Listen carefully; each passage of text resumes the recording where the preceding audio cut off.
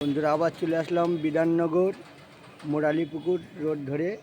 আর এই দাদার দোকানে আসলাম, দেখতে পাচ্ছেন সকালবেলা বেশ বিহারি স্টাইলে কচুরি হচ্ছে। দাদা এটা কী যাচ্ছে? এটা কড়াইশুঁটি যাচ্ছে। আর এখানে খুব বেচা কিনা হয়। আমি অনেক দিন পর আসলাম, আগে সকালবেলা খেতে আসতাম, এখন আর আসা হয় না। তার যাই হোক, দেখেন শুধু কচুরির কালারটা দেখেন বন্ধুরা, কড়াইশুঁটি দিয়ে এখানে কচুরি করা হয়। আর দেখেন একবারে অনেক সেল আছে দাদার দোকানে। এখন তো মোটামুটি সকালবেলা আসলাম, মোটামুটি 8:30 9টা নাগাদ আসলেই আর পাওয়া যাবে না, 10-15 জন মোটামুটি লাইনে থাকতে হবে। দেখেন দাদা ভাজছে, আর দিকে একজন গোছ করছে। যাই হোক, কচুরি খাবো আসলাম। আর দেখেন সাথে আছে এখানে গরম গরম জিলিপি আছে, আর দিকে আছে দেখেন সেই মিষ্টি একটা খাবার, আর ওদিকে আছে আরেকটা খাবার। আর দিকে আছেন দেখেন সেই এই দেখেন সুন্দর সুন্দর জিনিস। এটা কি বলে? খাস্তা কচুরি।